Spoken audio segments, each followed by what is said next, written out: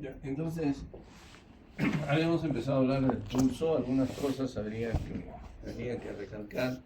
Habíamos dicho que es mejor examinar el pulso, la mayoría de los pulsos a nivel carotídeo. Antes de examinar a nivel carotídeo, siempre tienen que evitar palpar las dos carótidas al mismo tiempo, ¿no es cierto? No tienen que ser una presión muy fuerte.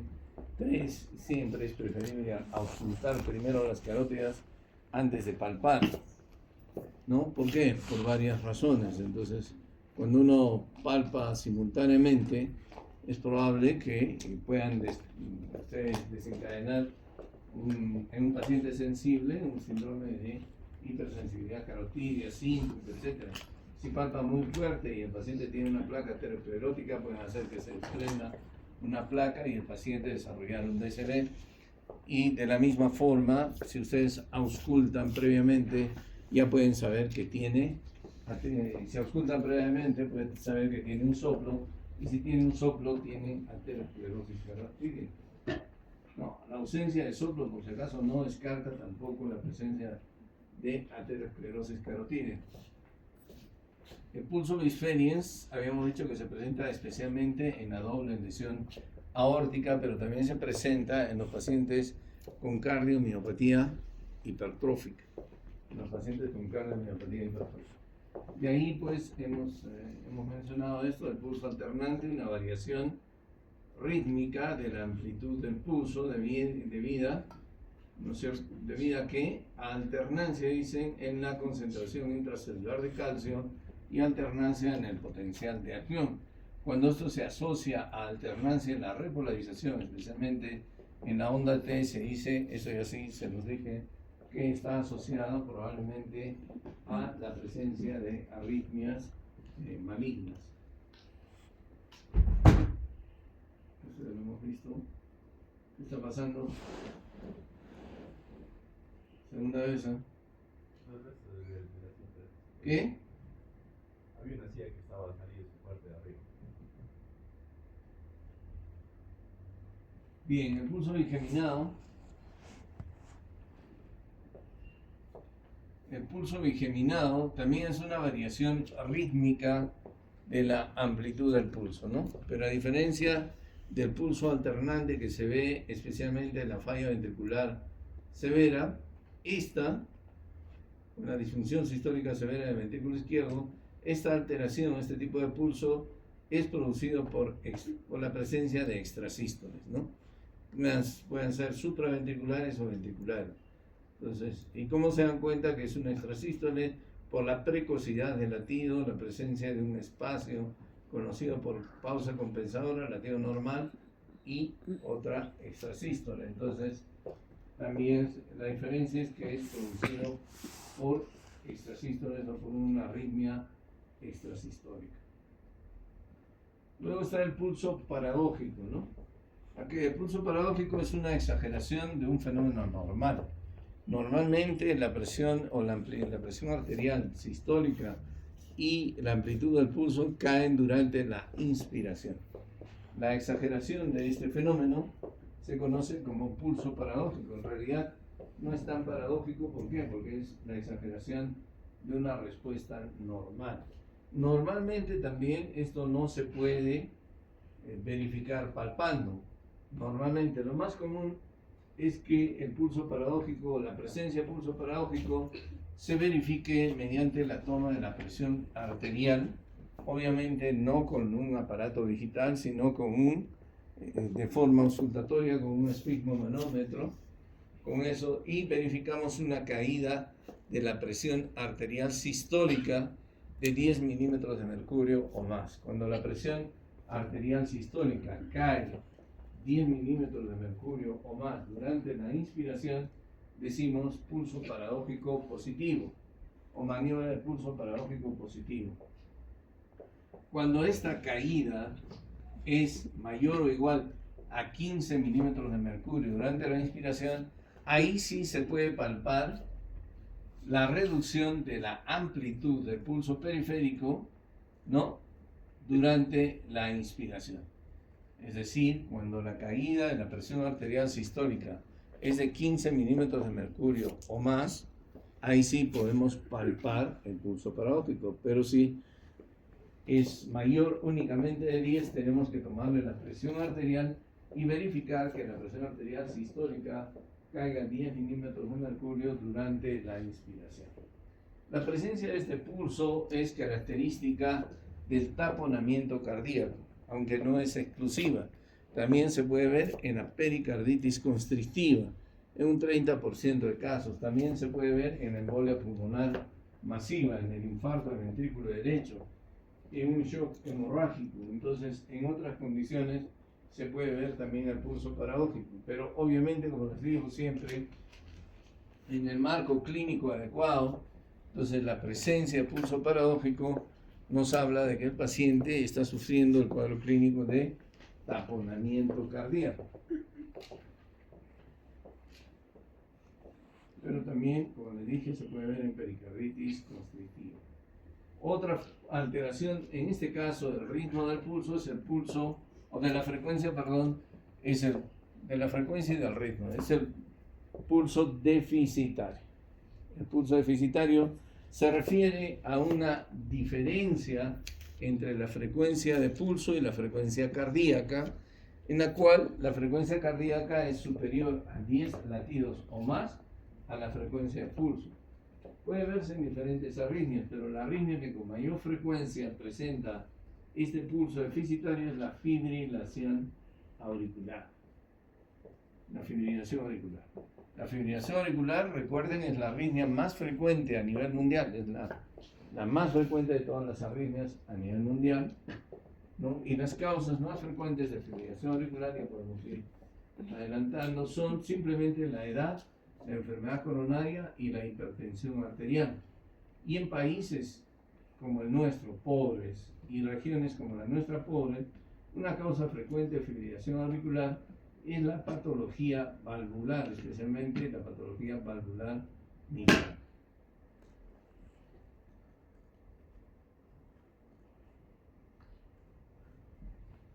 ¿Alguna pregunta?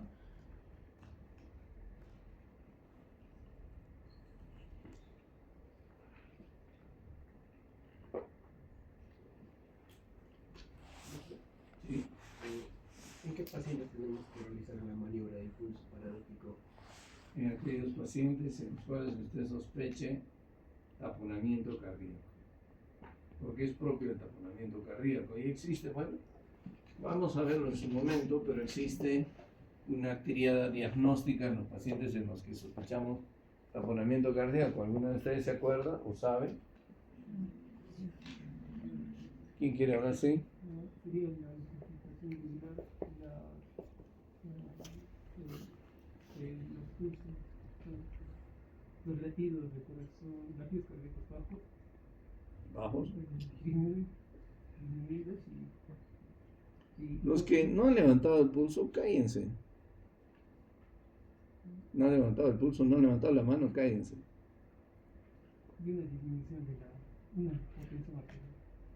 Ya, más o menos. Irritación yugular, ruidos cardíacos alejados e hipotensión arterial. ¿Cierto? ¿Cómo se llama eso?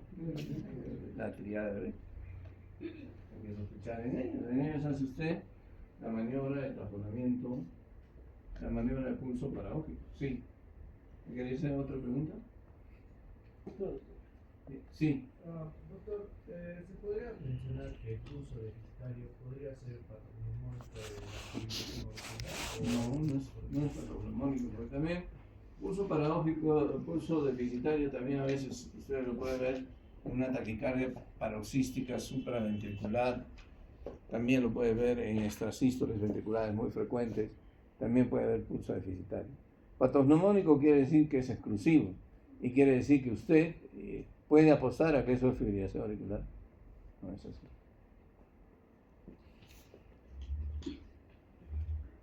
No es así. Es muy frecuente.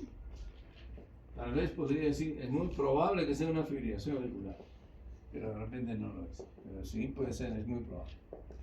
Muy bien. ¿Alguna otra pregunta? Creo que no. Ok. Entonces, otra parte del examen físico es el examen de las venas del cuello, ¿no es cierto? Es decir, el examen de la vena yugular. Es muy importante este examen, ¿no? Y son, como ven en la diapositiva, son pulsaciones venosas. Entonces, la inspección de estas pulsaciones venosas y de la forma de estas pulsaciones venosas nos informa de dos cosas. Uno, de la presión venosa central y dos, de la hemodinámica del ventrículo derecho, ¿no? El examen de estas pulsaciones venosas puede ser dificultoso si lo hacemos en forma casual, pero si lo hacemos prestando atención a las pulsaciones venosas, podemos distinguir las diferentes alteraciones. Es muy importante que nosotros sepamos distinguir entre una pulsación venosa y una pulsación arterial. Las pulsaciones venosas generalmente son bifásicas. Las pulsaciones arteriales de las carótidas son monofásicas. Las pulsaciones arteriales no se pueden colapsar con la palpación. Las venosas sí se pueden colapsar con la palpación. ¿Cierto? Ahora, las ondas venosas o las pulsaciones venosas varían con el ciclo respiratorio, sobre todo con la inspiración. Varían con ello, a menos que la presión venosa esté muy, muy elevada. En cambio, las pulsaciones arteriales no varían con la inspiración. Esas tres características es muy importante tenerlas en cuenta para examinar la forma de las ondas del pulso venoso a nivel yugular, ¿no? Es ideal que nosotros tengamos al paciente para examinarlo, para examinar o hacer este tipo de examen en una posición de entre 30 a 45 grados. Las ondas del pulso venoso presentan picos y depresiones, es decir, presentan picos y valles, ¿no? Picos y valles. Y estas, como les digo, nos representa el ciclo o la hemodinámica especialmente del ventrículo derecho. La onda predominante o dominante del pulso venoso es la onda A, que representa ¿qué cosa? Representa la contracción auricular en la última fase de la diástole, la contracción de la aurícula derecha en la última fase de la diástole. Eso es la onda A. Y esta onda A aumenta de tamaño cuando la aurícula se contrae contra una resistencia incrementada o contra un ventrículo que puede estar no distensible, ¿no? Una resistencia incrementada tenemos en estenosis tricuspidea, o un ventrículo no distensible de derecho que no se distiende bien, que no se relaja adecuadamente, como ocurre en la estenosis pulmonar o en la hipertensión pulmonar.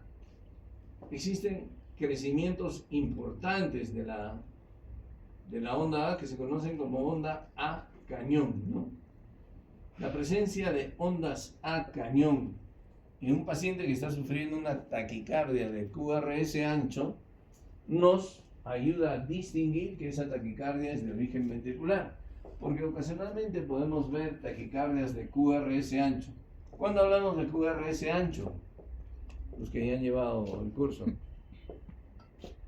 ¿Cuándo decimos que el QRS está ancho? Cuando dura mayor a 0,12 segundos. 0,12 segundos o más.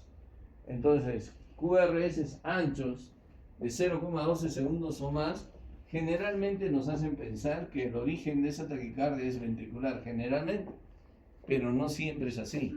Podemos tener taquicardias con QRS ancho, pero que sean supraventriculares.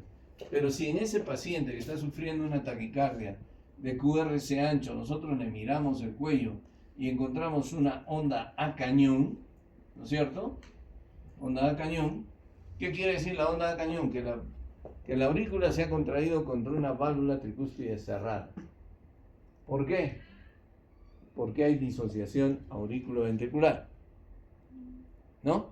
Y hay disociación auriculoventricular en el bloqueo auriculoventricular completo y en la taquicardia ventricular.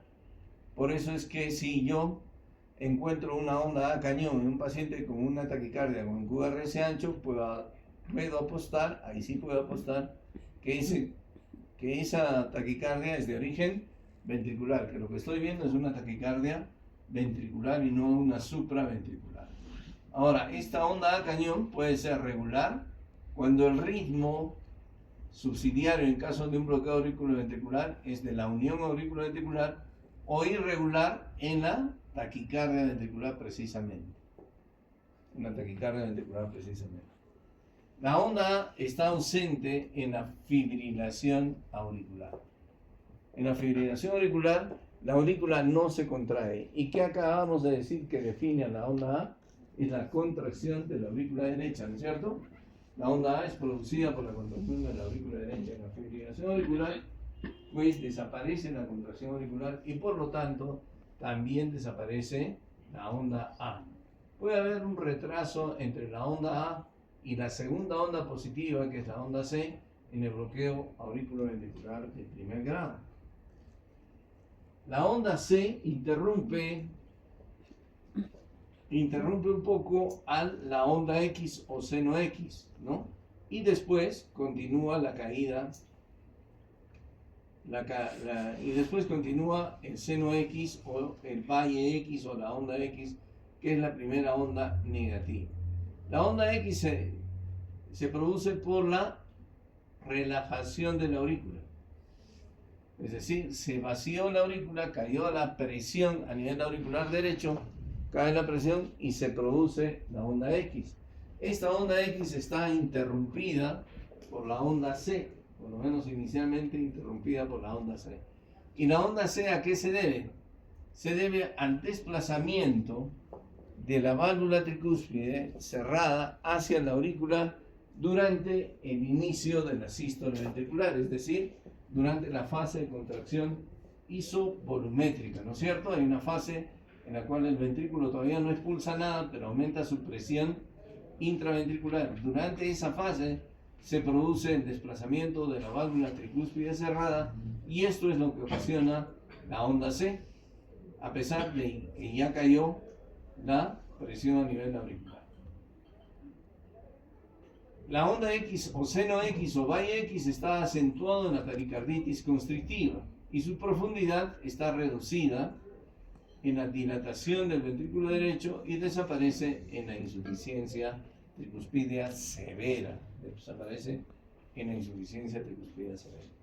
Entonces, durante el seno X ya se está iniciando la sístole ventricular, pero la sístole ventricular se produce en la onda B. por eso se denomina onda B. Sin embargo, en realidad lo que ocurre durante la onda B es la diástole auricular. Es la diástole auricular. La onda B representa el llenado de la aurícula derecha ¿a través de qué? A través de la llegada de la sangre por las venas cavas, superior e inferior, y la llegada de la sangre también a través de una probable regurgitación o una insuficiencia tricuspidea, una probable regurgitación tricuspidea. La onda B, por lo tanto, o la amplitud de la onda B, por lo tanto, depende de la llegada de la sangre por las venas cavas, la regurgitación de la sangre a través de la válvula tricuspidea, y depende de la distensibilidad de la aurícula derecha. La onda B está aumentada de amplitud en la insuficiencia tricuspidea. Y en la insuficiencia tricuspidea, este aumento de la amplitud de la onda B depende de la severidad de la insuficiencia tricuspidea. Cuanto más severa sea la insuficiencia tricuspidea, mayor será el aumento de la amplitud de la onda B. En las insuficiencias tricuspídeas severas, la onda B hace que desaparezca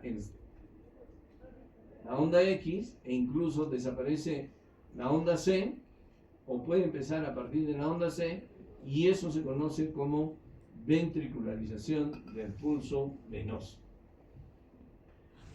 Cuando la insuficiencia tricuspidea es severa y se produce esta onda B grande, la caída de la presión a nivel auricular derecho es también importante y se produce un colapso de la onda Y. La onda Y que representa la apertura de la válvula tricúspide. La apertura de la válvula, la caída de la presión en aurícula derecha por la apertura de la válvula tricúspide. En realidad, estamos analizando el ciclo del cardíaco del ventrículo derecho desde la última fase de la diástole, que es la contracción auricular. Luego viene la fase de contracción isovolumétrica, donde ocurre el seno X. Luego viene la sístole, onda B, que corresponde a la diástole auricular. Y finalmente la primera fase de la diástole, que es la apertura de la válvula tricúspide. Cae la presión a nivel auricular derecho y se produce onda Y. La onda Y es profunda en la insuficiencia tricuspidea, se produce el colapso de Y, y en la pericarditis constrictiva. La onda Y, en cambio, puede ser lenta y poco profunda en la estenosis tricuspidea, en la presencia de un mixoma, y desaparece en el derrame pericárdico complicado con taponamiento. La onda Y desaparece en el derrame pericárdico que se complica con taponamiento cardíaco, o desaparece en el taponamiento cardíaco.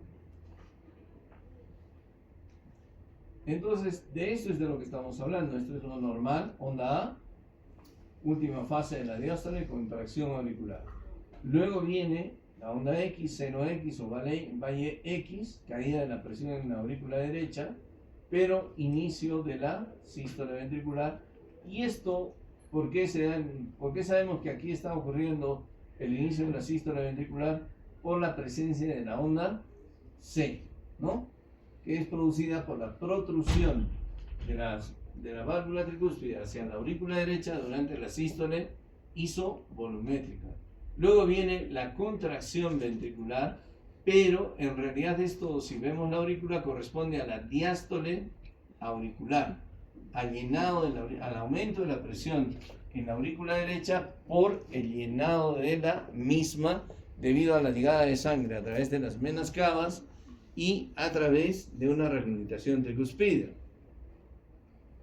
La amplitud de esta onda B también se ve influenciada no solamente por la llegada de sangre por las diferentes vías que acabamos de mencionar, sino por la distensibilidad de la aurícula derecha. Después de eso se vuelve a abrir la válvula tricúspide, cae la presión en la aurícula derecha, pero esta es la fase de llenado rápido, o la fase pasiva, de llenado pasivo, ¿no es cierto? Solamente se abre y se llena de sangre. Cae la presión en la aurícula derecha y se produce la onda Y. Esto puede desaparecer en el taponamiento cardíaco, puede estar muy profunda en la insuficiencia tricuspidia y en el derrame, en la pericarditis constrictiva, o puede ser lenta en la estenosis tricuspidia, ¿no? Y más o menos de esto estamos hablando. Onda A grande, onda A cañón, onda B grande, desaparece la onda Y, ¿no? Y colapso de onda Y en la pericarditis constrictiva. Un poco mejor está aquí, por ejemplo.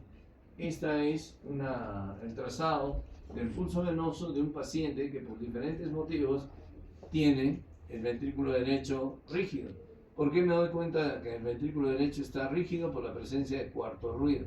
El cuarto ruido señala disfunción diastólica. Entonces, disfunción diastólica, ¿qué quiere decir? Trastorno en la distensibilidad. Un ventrículo derecho un poco rígido. Muy bien. Entonces, aquí hay cuarto ruido, trastorno en la distensibilidad, crecimiento, la aurícula se contrae con mucha fuerza, crece la aurícula, la onda A, como consecuencia de la contracción poderosa de la aurícula derecha.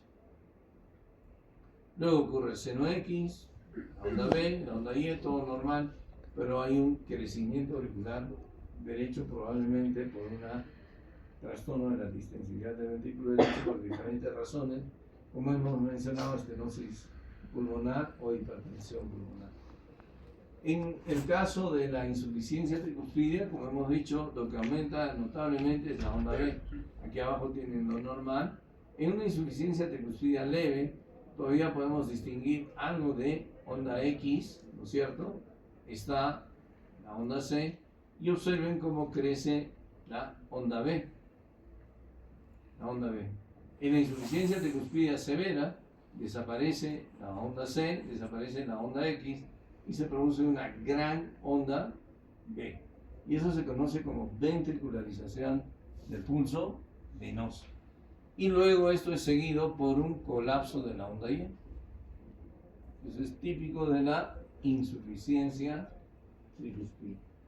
El colapso de la onda Y sin aumento de la onda B se ve en la pericarditis constrictiva. La pericarditis constrictiva. Aquí vemos colapso de onda Y propio de la pericarditis constrictiva. ¿Y cómo me doy cuenta que esto es un colapso de onda Y? Uno, primero no hay onda B en el pulso venoso, y dos, la caída o el colapso del pulso venoso y por producción de la onda Y coincide con un ruido que se puede confundir con un tercer ruido, que es el golpe pericárdico. Esta acá significa no, golpe pericárdico, propio de la pericarditis constrictiva. Entonces, es importante que ustedes recuerden algunas cosas, que la onda A ocurre después de la onda P del electrocardiograma y justo antes del QRS. Justo antes del QRS.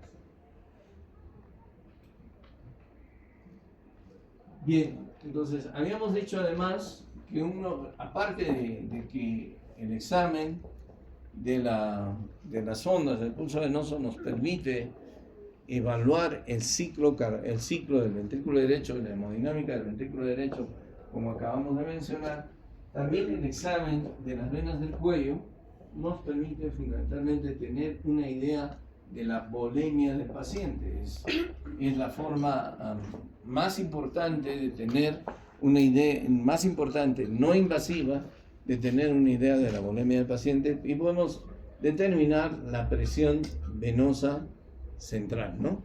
En general, para determinar la presión venosa central debemos poner al paciente en unos 45 grados y observar la vena yugular interna. Pero sin embargo, la mayoría observamos la vena yugular externa. Esto trae ciertas dificultades, a pesar de que se hace constantemente esto.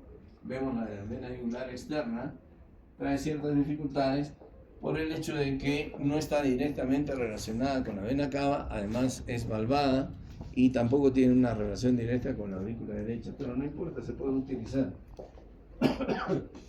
El examen o la detección no invasiva de la presión venosa central puede resultar un poco dificultosa o un poco inexacta, sobre todo si se utiliza este método. No, tradicionalmente se utilizaba este método en el cual el vértice o el punto máximo de oscilación venosa, el pulso venoso que acabamos de mencionar, ¿no? se mide la distancia vertical entre este punto máximo de oscilación y el ángulo de luz. Si esa distancia vertical, es decir, esta distancia de aquí, resulta mayor o igual a 4.5 centímetros, se decía que la presión venosa central está incrementada.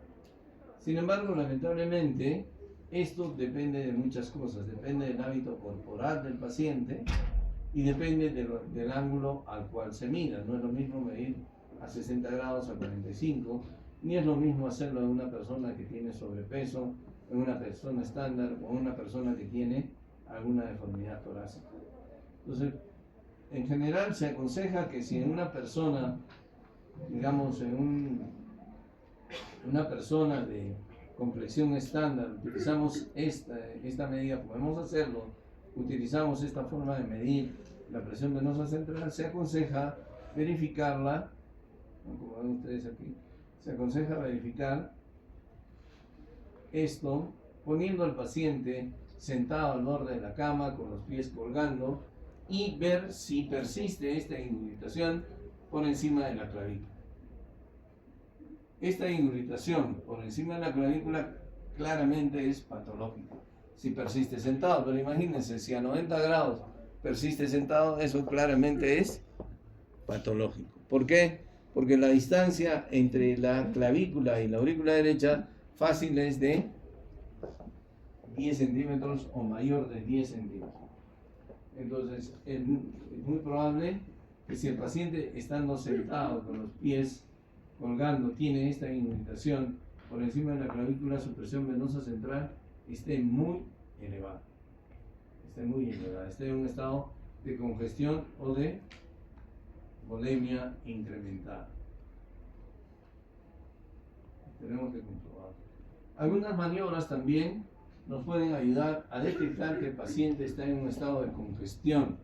Por ejemplo, la maniobra del reflujo hepatoyugular. La maniobra del reflujo hepatoyugular consiste en que el paciente estando a 30 grados, nosotros ejerzamos una compresión firme en el hipocondrio derecho, especialmente a nivel abdominal, pero especialmente en el hipocondrio derecho. Por lo menos tenemos que presionar firmemente durante 15 segundos y verificar que la presión venosa central se incremente en 3 centímetros, por lo menos, en 3 centímetros. Y este incremento de 3 centímetros debe durar por lo menos 10 segundos. Si nosotros determinamos esto, hacemos la maniobra correctamente, presionamos por 15 segundos en forma firme, logramos que aumente la presión venosa en 3 centímetros y esto dura 10 segundos, podemos asumir que ese paciente está en un estado de congestión sistémica y que incluso su presión pulmonar en cuña excede 15 milímetros de mercurio en los pacientes con insuficiencia cardíaca. Si bien es cierto, la presión venosa central es reflejo de la función del ventrículo derecho, también nos puede reflejar, o es un dato muy importante a obtener en pacientes que tienen falla de ventrículo izquierdo y en pacientes con insuficiencia cardíaca. Si nosotros tenemos un reflujo hepatoyugular positivo, podemos asumir que su presión pulmonar en cuña es por lo menos de 15 milímetros de mercurio o más. ¿Y eso qué significa? Significa congestión pulmonar. Tan simple como eso. Si la presión, también si nosotros vemos la presión venosa yugular o presión venosa central que es superior a 10 milímetros de mercurio, ¿no? Fácil yo puedo asumir que la presión pulmonar en cuña es mayor de 22 milímetros de mercurio. ¿Y eso qué significa? ¿Eso qué significa nuevamente? Significa que el paciente tiene congestión pulmonar. Significa que el paciente tiene congestión pulmonar. No que solamente está con una volemia incrementada, sino que tiene congestión pulmonar. De hecho, el observar las venas del cuello y ver si tiene si tiene irritación yugular y presión venosa yugular incrementada, nos ayuda a detectar que la patología que al paciente le está produciendo edemas, ascitis, sí es cardiovascular. Si yo tengo un paciente con edemas, con ascitis, pero no tiene irritación yugular, yo puedo asumir que el origen de esos edemas y de esa ascitis es de cualquier origen menos cardiológico. Tan simple como eso. Entonces, de esa forma yo puedo detectar si eso es por cirrosis, por insuficiencia renal o por otra cosa. La presencia de una presión venosa yugular alta también tiene significado pronóstico en los pacientes con insuficiencia cardíaca. La persistencia de una presión venosa yugular elevada en los pacientes con insuficiencia cardíaca me dice que el pronóstico de ese paciente es severo, que probablemente su sobrevida sea baja y que muy probablemente se complique con hospitalizaciones frecuentes. Entonces, todo eso lo podemos hacer semiológicamente con el examen físico. ¿Una pregunta?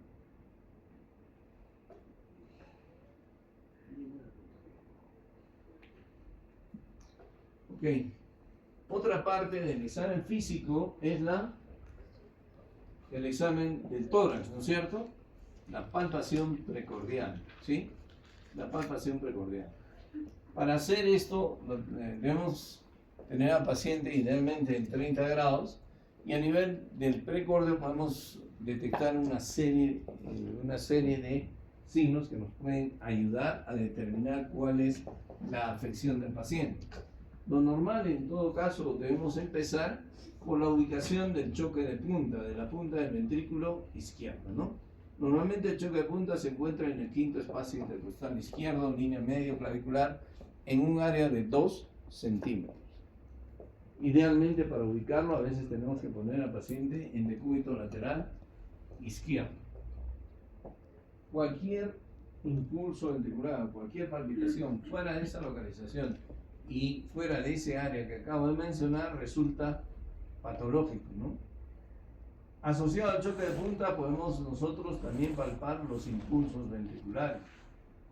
El desplazamiento del choque de punta es importante. El choque de punta puede estar desplazado hacia abajo y hacia la izquierda en aquellas patologías que me dicen que el ventrículo izquierdo está afrontando una sobrecarga de volumen y probablemente se encuentre dilatado. Es decir, si el choque de punta se desplaza hacia abajo y hacia la izquierda, yo asumo que la sobrecarga que enfrenta ese ventrículo es de volumen y asumo además que ese ventrículo está dilatado, ¿no? Ahora, el choque de punta puede desplazarse hacia arriba y hacia la izquierda, y en ese caso lo que asumo es que el ventrículo derecho es el que está dilatado. Cuando el choque de punta está desplazado hacia arriba y hacia la izquierda, es el ventrículo derecho el que está dilatado. El choque de punta se asocia a los impulsos ventriculares. Si bien es cierto, el choque de punta se palpa así, como está aquí en la diapositiva, los impulsos ventriculares se palpan poniendo toda la mano en el pecho, en el precordio. Y uno puede notar dos tipos de impulsos ventriculares. Un impulso ventricular sostenido, fuerte, en el cual es como el pulso parvus, de elevación lenta y sostenida, ¿no es cierto? Y fuerte, poderosa. Es característico de la hipertrofia ventricular izquierda, ¿no? Un impulso ventricular sostenido se ve en los pacientes que tienen hipertrofia ventricular izquierda. ¿Qué pacientes comúnmente tienen hipertrofia ventricular izquierda? Los pacientes con estenosis aórtica, los pacientes con hipertensión arterial. Y estos pacientes rara vez tienen el choque de punta desplazado. Lo tienen muy poco desplazado o rara vez no lo tienen desplazado. Y lo que palpamos es solamente un impulso ventricular sostenido.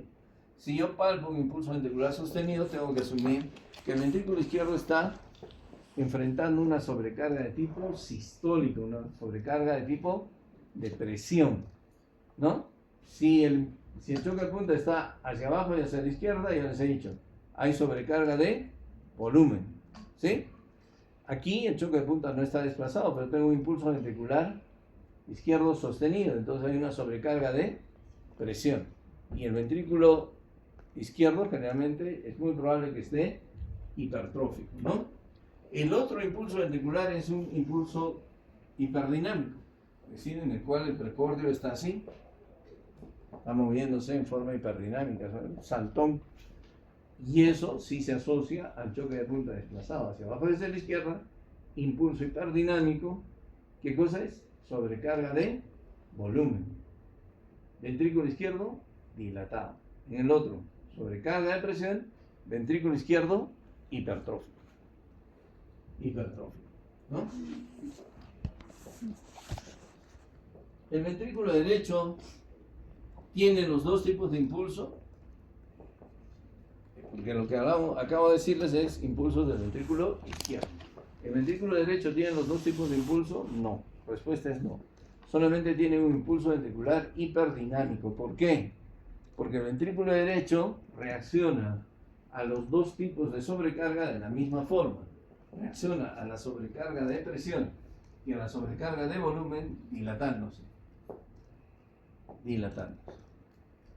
O sea, reacciona. Entonces, cuando hay crecimiento del ventrículo derecho, lo que tenemos es impulso ventricular a nivel paraesternal, epigástrico o incluso external, dependiendo, ¿no? Hiperdinámico. Esto golpea y levanta bastante. ¿Qué otra cosa podemos palpar? Podemos palpar un segundo ruido. El segundo ruido puede resultar palpable en los casos de hipertensión pulmonar. Puede resultar palpable en los casos de hipertensión pulmonar. De hecho, es un criterio para decir, un criterio clínico indirecto para decir que el paciente tiene o puede tener hipertensión pulmonar si yo palpo el segundo ruido. ¿Dónde? A nivel del foco auscultatorio pulmonar. ¿Dónde? En el segundo espacio paraesternal izquierdo, ¿no es cierto? En el segundo espacio, línea paraesternal izquierda. Si yo palpo ahí el segundo ruido, entonces ese paciente muy probablemente tenga hipertensión pulmonar. Antes incluso de que se pueda auscultar un tercer o un cuarto ruido, podemos palpar el tercer y cuarto ruido. La presencia del tercer ruido, ¿qué significa? En un paciente adulto significa falla ventricular, que puede ser izquierda o derecha. En este caso, generalmente lo que se palpa es el tercer ruido izquierdo. El tercer ruido derecho no se palpa. El tercer ruido derecho sí se puede escuchar, pero no se palpa. El tercer ruido del ventrículo izquierdo sí se puede palpar, antes incluso de que lo podamos auscultar. Y tercer ruido significa ¿qué cosa? Disfunción de tipo sistólico, trastorno de la contractilidad, propio de los pacientes con insuficiencia cardíaca con fracción de eyección reducida. Cuarto ruido también se puede palpar. El cuarto ruido también lo podemos palpar. ¿En quiénes? También incluso antes de que se pueda auscultar. ¿En quiénes auscultamos cuarto ruido? En los pacientes que tienen ventrículos izquierdos hipertróficos. ¿Cuáles? Ya les he dicho, paciente con estenosis aórtica, paciente con hipertensión arterial. La presencia de cuarto ruido significa que esos pacientes se benefician mucho de la contracción auricular. ¿Por qué? Porque ese ventrículo está rígido. ¿Por qué está rígido? Por la hipertrofia. Entonces, varias cosas tenemos que examinar pensando en lo que puede estar pasando con el paciente. ¿Está claro? Si yo palpo el cuarto ruido, digo, este ventrículo no está distensible, ¿cierto? Si palpo cuarto ruido, digo que este ventrículo no está distensible. Si no está distensible, quiere decir, puedo pensar, este ventrículo está hipertrófico, ¿no? Y si está hipertrófico, puedo decir que el paciente o tiene hipertensión arterial, o tiene estenosis aórtica, o tiene cardiomiopatía hipertrófica. De hecho, en la cardiomiopatía hipertrófica se puede palpar el cuarto ruido y el movimiento bisfelio a nivel precordial. Otra cosa que podemos palpar aquí son los frémitos. ¿Qué es un frémito? Ustedes ya saben semiología. ¿Qué es un frémito?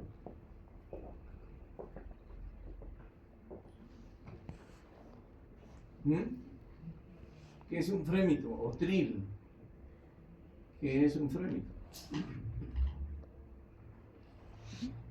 Cotidiano, ¿qué es frémito?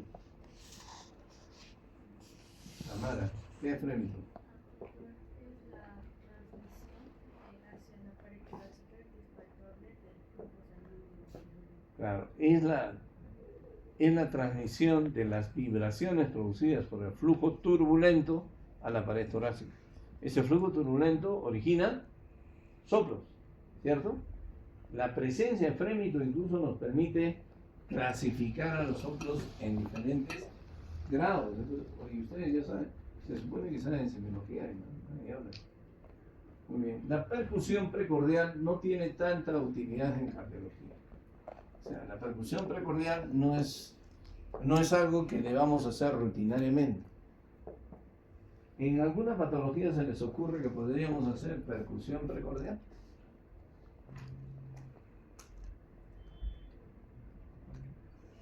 En el derrame pericárdico.